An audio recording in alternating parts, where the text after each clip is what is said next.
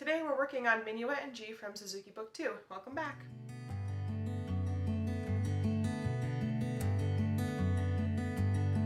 Welcome to the studio. My name is Cassie and I'm a professional violist and teaching artist. Today we're working on Minuet in G from Book 2 and we're going to go over the new techniques in this piece first, then we'll do a slow playthrough and a fast playthrough. So we're going to go through the new techniques in order. The very first new technique that we have is a new rhythm. It's in the very first measure, and it's a dotted eighth note followed by a 16th note. So in our heads, when we're playing this, we have to be subdividing. So we're going to actually do the subdivisions this time so we don't have to imagine them, we can actually hear them. So we're going to play 3 16ths for each of those dotted eighths. So it will sound like this.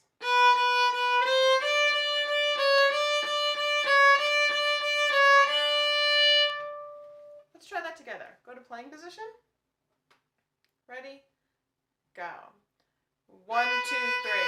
1, 2, 3. 1, 2, 3. 1, 2, 3. Let's do that one more time. Ready? Go. 1, 2, 3. 1, 2, 3. 1, 2, 3. 1, 2, 3. So now that we've got the feel of that, I'm going to just speak the rhythms. We're not going to play them. So we're playing as printed, but I will speak those 3 16th notes for us. Ready? Go. 1, 2, 3. 1, 2, 3. 1, 2, 3. 1, 2, 3. Let's do that one more time. Ready? Go. 1, 2, 3. 1, 2, 3. 1, 2, 3. 1, 2, 3. Good. This time we're going to imagine it, so I won't say the subdivisions out loud. Ready? Go.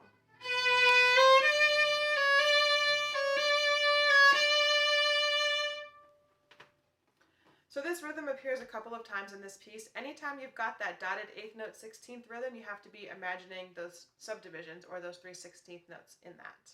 Our next new technique comes right after the second ending, and it's a harmonic. So we're going to go to playing position, and I'm going to bring my left hand up to where my palm touches the bout, and I'm going to just drop my finger on top of the string.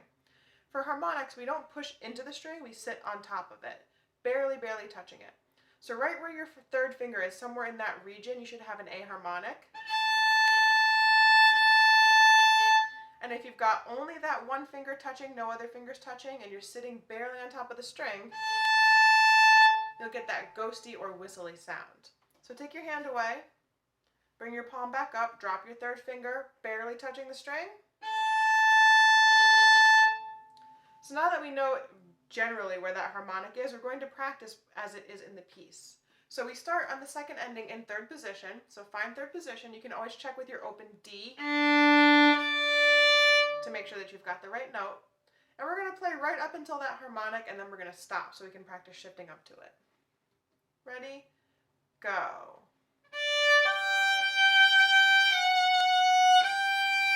Good. All other fingers come off, and fourth finger extends up to the A harmonic. Let's do that one more time. Find your 1 again for third position. Ready?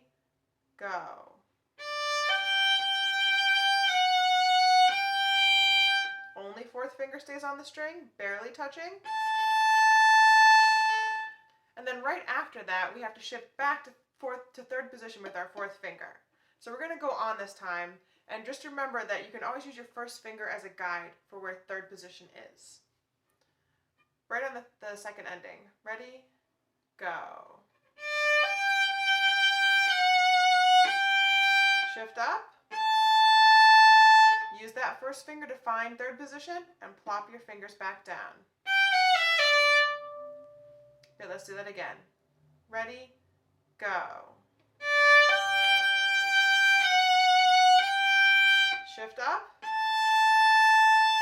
Use 1 to find third position and then plop your 4. So if that's tricky or you're not quite comfortable with treble clef, check back to the review video so that you remember what those notes are. And then this might be a good time to stop the video and just practice those shifts a couple of times, because this is something that maybe you've never done before and it's brand new. Our last new technique comes in the trio section with our up bow staccatos. So we're going to practice that first on the open D string.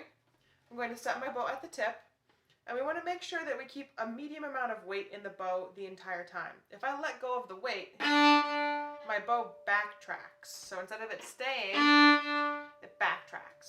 So keep a little bit of weight, and we're going to do 4 up bows, and we're going to end up near the frog.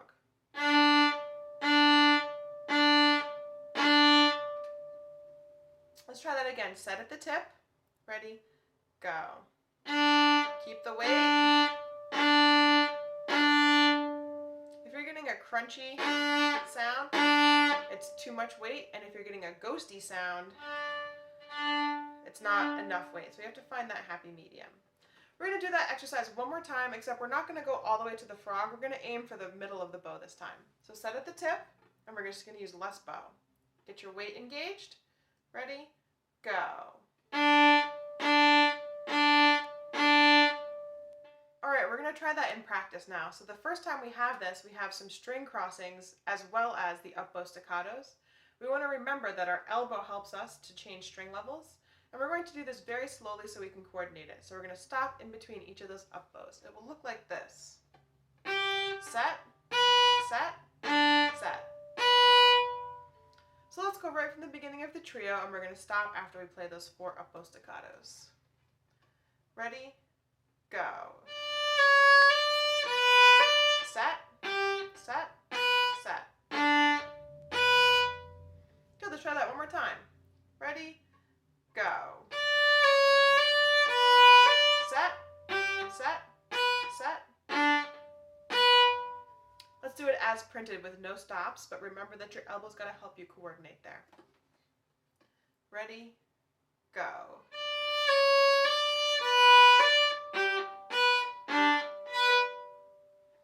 Let's do it one more time. Ready? Go. Keep the weight in the stick. So sometimes we do have string crossings with those up bows, sometimes we don't. Now might be a good time to stop the video and practice that technique before we go on to our slow playthrough.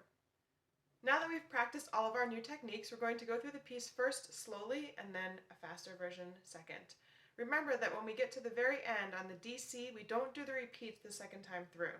So the first time as printed, the second time no repeats. So let's go to playing position. Check your bow hold, curvy thumb, curvy pinky.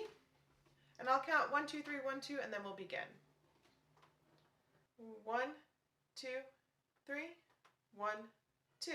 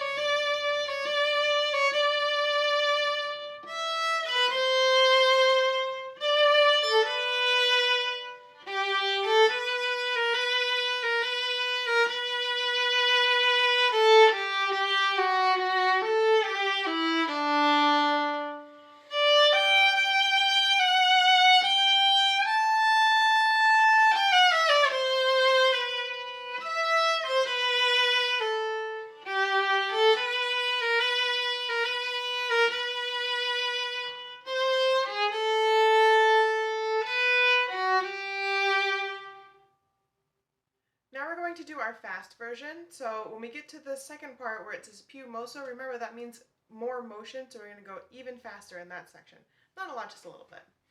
Let's go to playing position, double check your bow hold, curvy thumb, curvy pinky, and nice straight wrist for your left hand. I'll count the same, 1, 2, 3, 1, 2, and we'll begin. 1, 2, 3, 1, 2.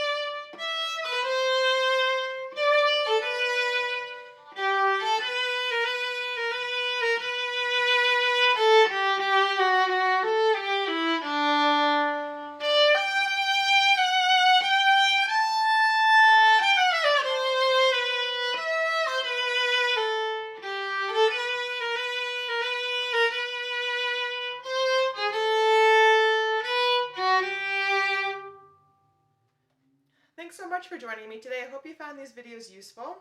Remember, if you have any comments or questions or even videos you'd like me to make, please comment below because I do read those. Happy practicing!